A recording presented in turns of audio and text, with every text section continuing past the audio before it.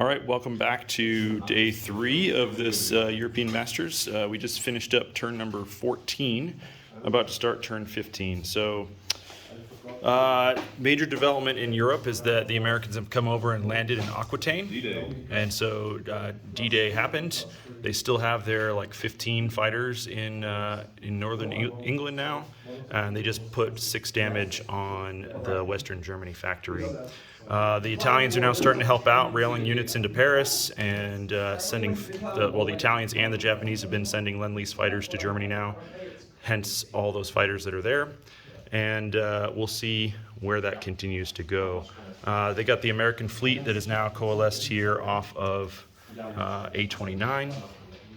And elsewhere, let's see, the Italians are still in a standoff with the Commonwealth down here, but they've taken their fleet off of Africa and taken it over here now to I-12, causing some problems over there. They do have a transport that's up here in Kuwait, but that's it for transports in the Indian Ocean. Russia is now starting to, they're pressing, they just kind of a couple of little feelers there into Poland, and it's probably going to be very, very problematic for the Germans to fight off that and the D-Day, so we'll see what we can do. Elsewhere, the FEC army completely left India, and they are now marching across towards Egypt. So I think that they want that army to meet up with their one down here in the south. But Russia did go into Turkey, so that is now controlled by the Commonwealth. Over here, the rest of India, or most of the rest of India, has now fallen, and the Japanese also went into northern Australia. The KMT is dead to the CCP, and then the Russians are getting ready to, the Japanese are getting ready to try to see what they can do to fight the Russians, but I think they can be outproduced by the Russians is the problem. So we'll see where that goes.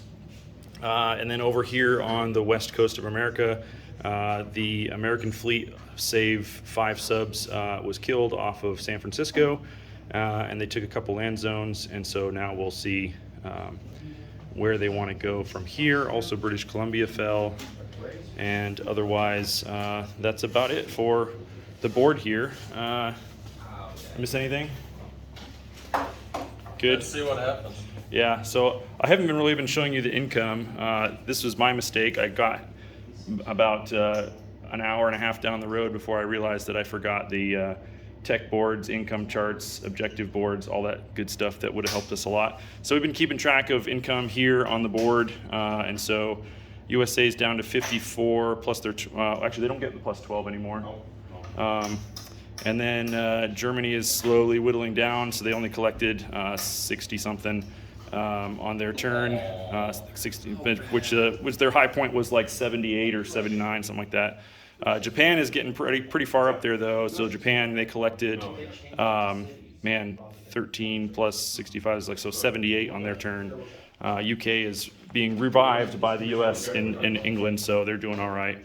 Italy's still doing all right too with 26 income.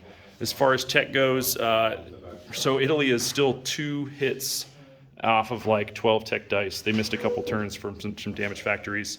America's still doing all right. The rest of them are doing all right.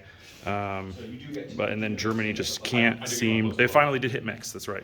They got mechs and they bought 20 of them. No, 15 advanced mechs. So, all right, that's it for round 14. We'll get on to round 15 here.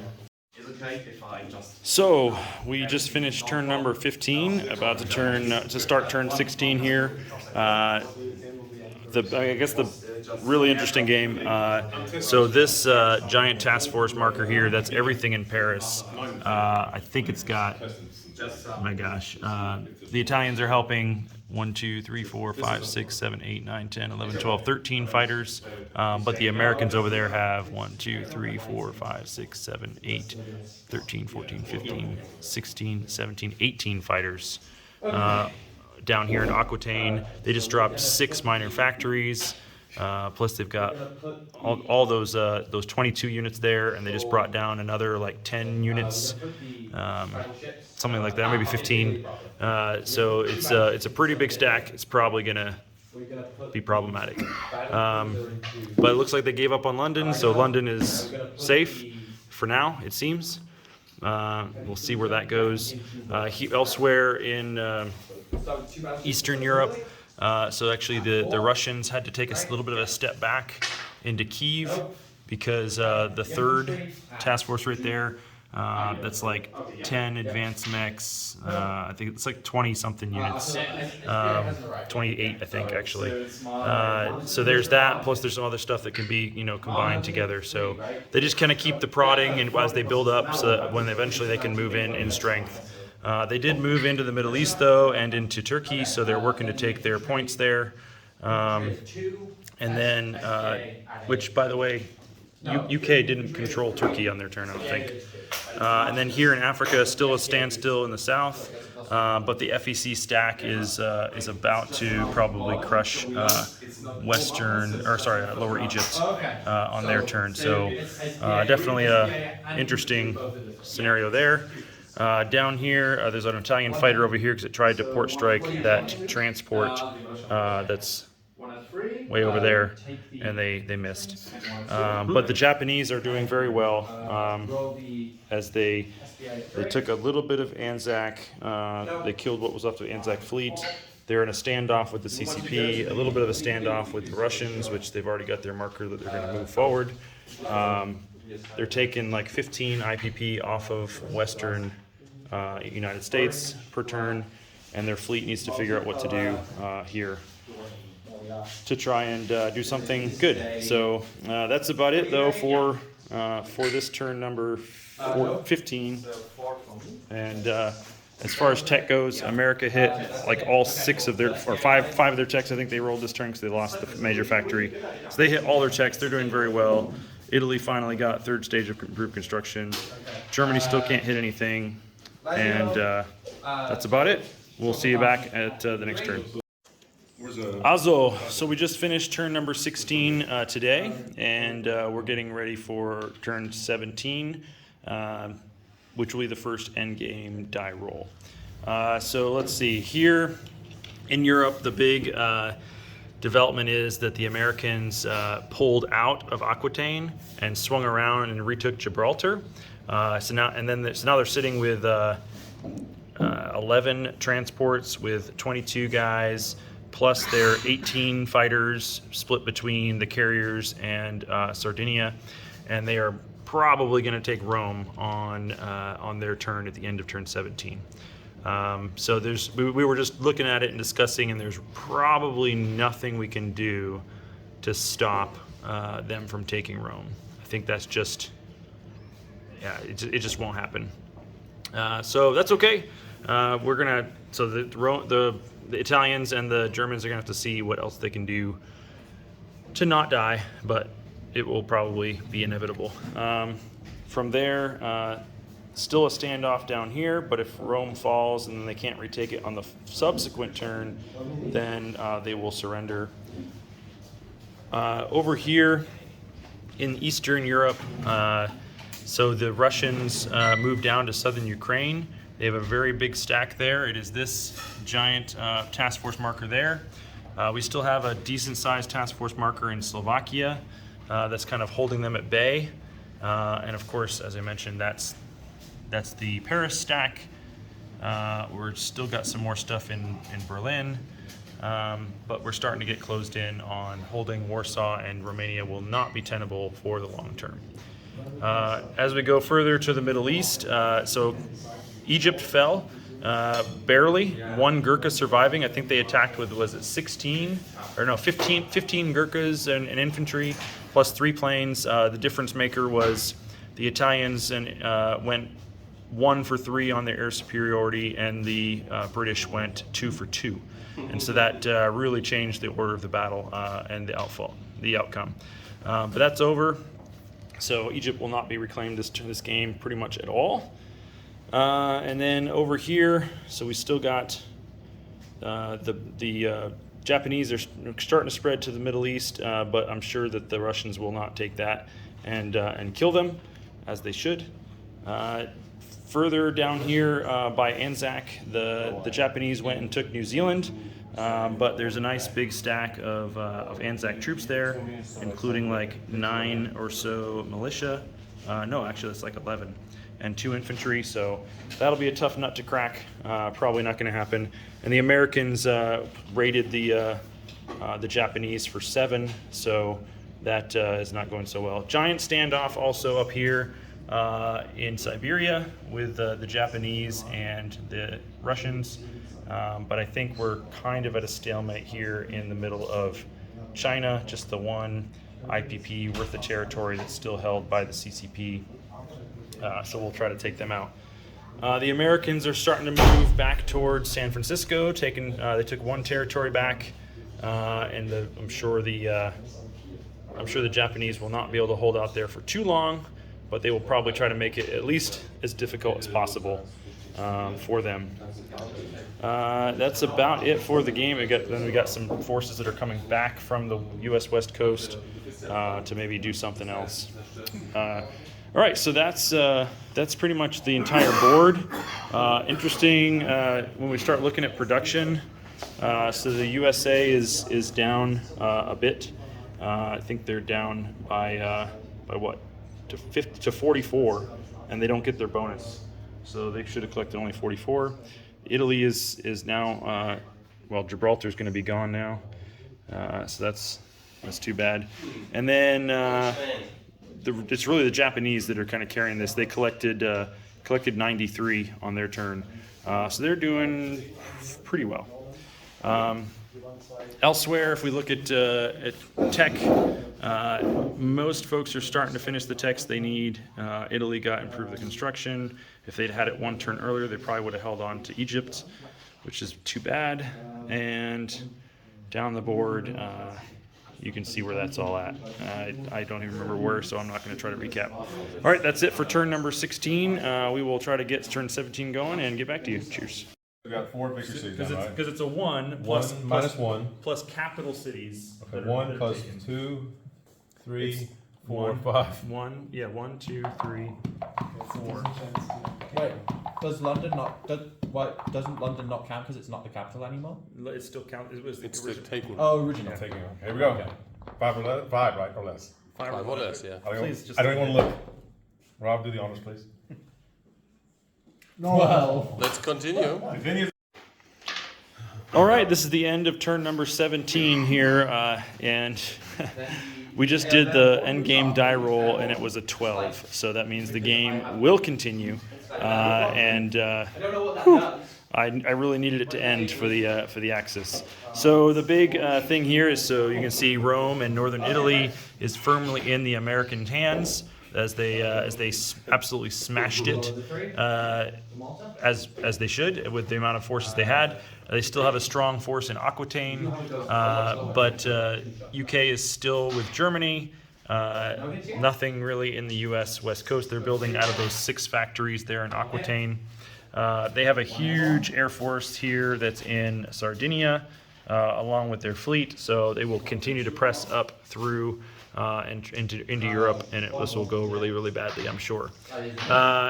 Elsewhere, Russia is sitting in Western Ukraine now with their task force, and we'll see where they go on their turn. Again, it's just a couple little feelers and picking a few little pieces here and there. And then elsewhere in the Middle East, Russia now has Russia got their Helsinki point, and they now have southern Iran. Down here in Africa, the Italians are going to go away on their turn because they don't have a capital, they can't retake it. So those will all die, and it will be a bad thing. Over here in India, still a firm grasp by the Japanese. Additionally, Japan has a bunch of stuff all here in the Southwest Pacific. They are starting to get closed in on by the Americans here in Western United States. really just trying to be more of a distraction and cost some money. And but then up here we have a huge standoff between the Russians and the Japanese. We'll see what that holds this turn. The CCP is back there as well. They're going to have to make a move here pretty soon, I'm sure. But we'll see where things go here as we head into turn number 18. I'm not going to worry too much about tech because tech, it is what it is at this stage in the game. But money, when we start looking at income, so Germany is sitting there around like 59, I guess, or 57. Russia's up into the 60s. Japan, they collected 91 on their, or 93, something like that on their turns because they got a lot of money, a lot of bonuses. FEC is down to 1. Anzac is pretty low at only 3 or 4, I think.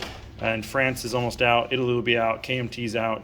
USA is at 57 without their bonus because San Francisco is captured.